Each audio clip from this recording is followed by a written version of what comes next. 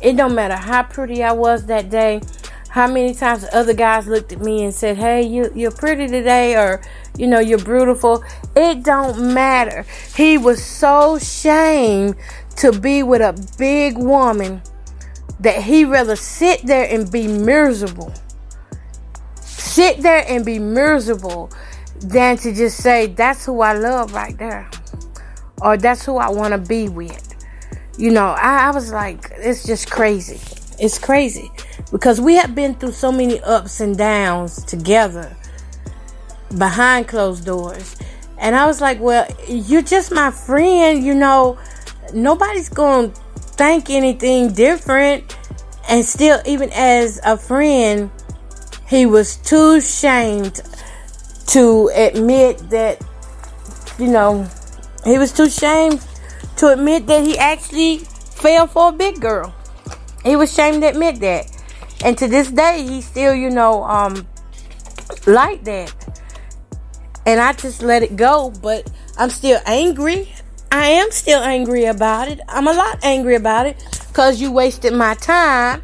And if you had not wasted my time, I started to call your name. If you had not wasted my time, that is time that I could have been spending with someone else or doing something else, But I can't get that time back from that. I can't get that time back. So, it is what it is. No, it's not. I'm pissed about it. I'm still pissed about it. And y'all, that's part of the reason why I'm in therapy too. I tell you, when I went to therapy, they started pulling so much stuff out of me. And it was like, they could ask one question and it would pull out like 3-4 different deep conversations, deep thoughts. And that's one that stayed on my mind. I said, I can't be myself around certain people. And it just got to me because I couldn't be myself because of what he did. He always made me feel like I was wrong or wasn't good enough. Honestly, once you get that feeling in your head, it's hard to just, pass it by. You can't, it doesn't just go away by itself. Even with praying and stuff, it's still action. It's an action work. It's action. You got to put action to it. I just had to keep speaking to myself and say, girl, you are better than that. But it was times when I felt like I wasn't worth nothing. It was times when he made me feel like when I would go up smiling and be excited to see him and he walk off before I could get to him. That hurt. That hurt really bad. And it hurts even talking about it. Because I still can feel my reaction and how nervous I got. I was already nervous to be around the guy. Because, I'm, not talking to nobody in a long time. So I was nervous. And then when I go up to congratulate him or, to say, hey, I'm proud of you. You played that set well. And he walks off before I can get, when he sees me coming toward him, he walks off. So yeah, I still feel what that felt like to be rejected in that moment. I still feel all that. And it's not easy to get rid of because that's something that grew in me from day one, even before I met him. So I'm working hard to get to the place where the things that hurt me then, that I can let go of and just truly be myself. Me, myself, and I. Huh? You want to say hey to the fans? Hey. Hey, girl. Oh, I'm saying.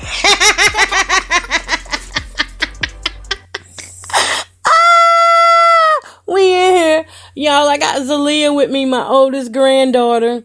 She has been helping me so much this weekend. She filled in singing for the veterans. She led a song for the veterans.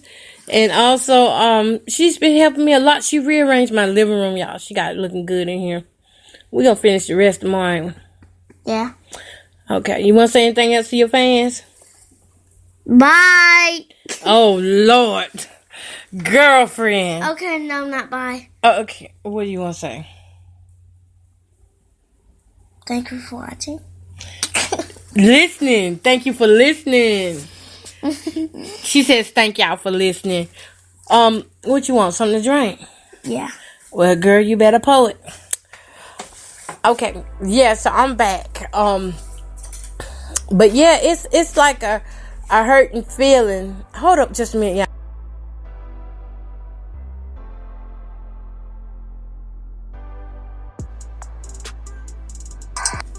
Okay, I'm back. So it's like a hurting feeling. I need a cup of water too. I've been drinking some too. I was sitting here drinking ginger ale. It's a hurting feeling that you don't just get over like that. And especially when it's been done to you all your life. I mean, people can tell you you're beautiful all day long. I mean, all day long. They'll tell you you're beautiful. They'll inbox you. They'll call you on the phone and say you're such a beautiful person. But I'm so beautiful, but you can't be seen with me in public. You can't speak to me in public. It doesn't make me any less of a woman. But I am still mad about that. I'm still mad about it. I'm still mad. I'm still mad about it. Because I didn't deserve to be done like that. I didn't deserve to be led on. Thinking that, hey, we finna have this nice relationship, but then you tell me you can't even be in public because you don't want people in your business. Come on now. 5 years, and you still looking at me talking about a possibility? I'm not a possibility. Sure ain't, y'all. I'm drinking some good country water. Oh my God, deep well water, y'all. My grandmother's well. That's all this good cold water.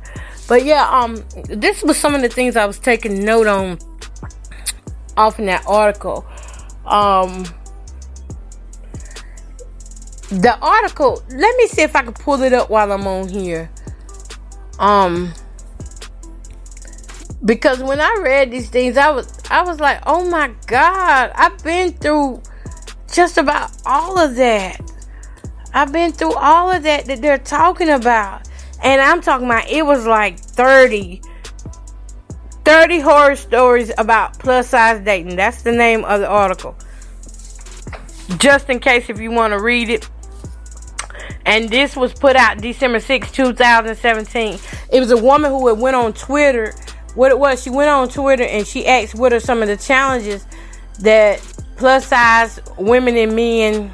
Well, let me read it. Let me read you a little bit of it. Okay, let me see. Okay, it's 30 horror stories about dating while plus size that will make you boil. Make your blood boil. Okay, it says after calling... No thanks. Don't want to receive anything from them. After calling out the double standards men have about dating plus size women, blogger Stephanie Yeboah wasn't done. The plus size fashion blogger took to Twitter to ask both men and women to share their worst dating stories as a plus size person. And needless to say, the responses range from hilarious to horrifying. Okay, so one of the responses was, okay, let me see. This is what she said. Dating while plus size, a thread that I want people to join in on, men and women. What's the hardest thing you face while dating as a fat? Weirdest message you've received? A bruise? Bad date? Spill? I want to see something. So in her tweet, she asked people to share the hardest thing they had to face when dating while plus size, the weirdest message they received, or just generally spill the deets on their worst dating.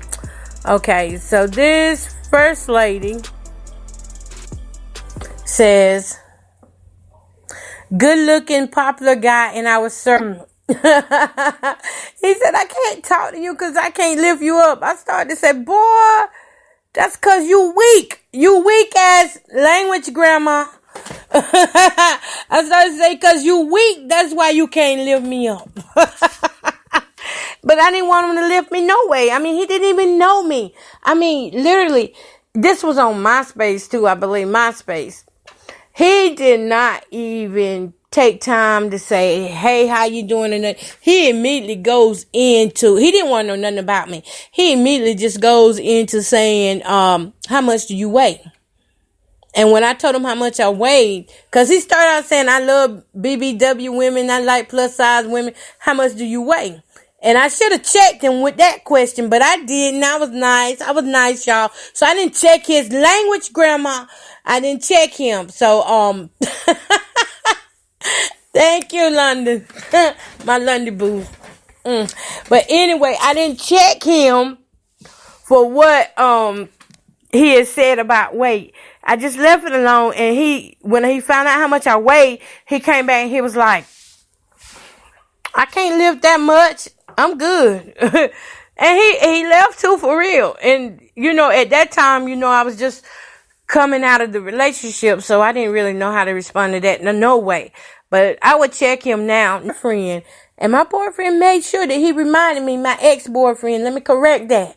My ex-boyfriend reminded me, he made sure he kept me reminded by the names he would call me, pie face. I would get up in the morning, he cussed me out and say, pie face, MFer, stuff like that. So he made sure he hit my self-esteem what was hurting. Laying in bed, he would not even sleep near me. He would sleep on the chair. If he slept in the bed with me, it was right before they call it, y'all. Coco, you can't go there. Okay, I want to tell y'all what they call it. They call it, it was a bad word back then, but I'm going to say they call it Coochie Eve. I'm going to say the nice way like that. They call it Coochie Eve. The day before you get paid, the man come in and, he'll lay with you and all that stuff. He'll slay with you. He'll be all that to you and a bag of chips just so they can get that check. So basically that's what that was. Y'all can tell I'm starting to talk fast a little bit because my anxiety is like really running over, and I had an anxiety attack earlier today. So, I'm trying to calm my talking down. Breathe, Coco. Breathe. Try to calm down some. Because that's one of the things I'm working with too. Because it just pisses me off. I'm telling y'all, I'm so freaking irritated with it. But anyway, they call it Coochie E, but it's the P word instead of coochie. And that's when the guy comes in and he'll wife you up really good because they know you're getting that check. And then after you get that check and spend the money on them, it's back to calling you all kind of names and stuff. So I dealt with that. It was times I would get dressed up and I would feel like I was so attractive. I would feel like I was so beautiful that day. I would try to feel good on the inside, even though I knew that, he was cutting me low. He was cutting me low with his words. He was cutting me deep with his words. To this day, I cannot stand people with sharp voices. Because his voice was loud and sharp. But I would feel attractive. But it's hard for me to believe. When somebody call me beautiful, it makes me mad sometimes. It's hard for me to receive compliments. And I've been working on that since I taught the class in Kiva about learning to receive compliments. Now, I have learned to receive some compliments. From other women and friends and stuff. But as far as in a relationship thing or like a dating thing, it's hard for me to receive compliments. If someone says you're beautiful, I'd rather just say, just tell me anything other than I'm beautiful. Because this is what these guys were telling me. They were telling me I was beautiful, but yet they were cutting me down low. They were hitting me in the belt. It was times when they reminded me how ugly I was and stuff. So how I would recognize a man that's meant for me is he not going to come to me with that. First of all, that'll be the last thing on his mind is looks. That's one thing I look out for now is when I start hearing the beautiful crap. Language, grandma. But when I start hearing the beautiful crap, I look over it.